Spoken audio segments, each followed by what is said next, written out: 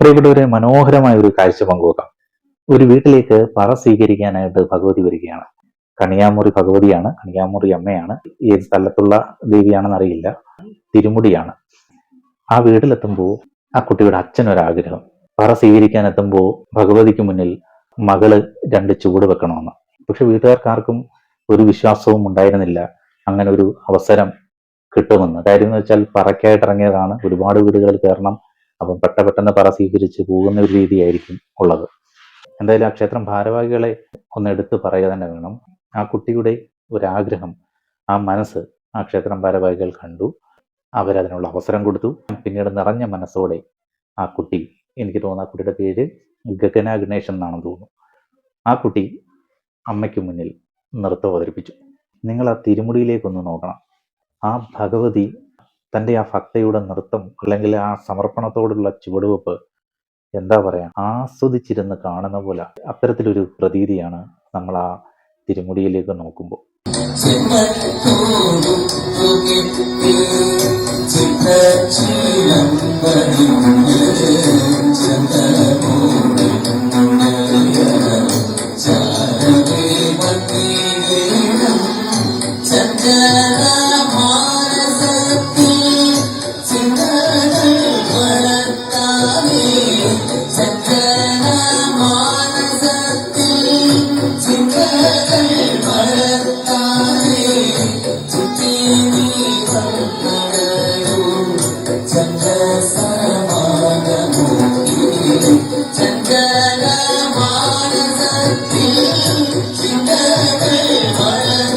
ആ ഒരു പാട്ടും ആ ഒരു ചുവടുവെപ്പും എന്തല്ലേ.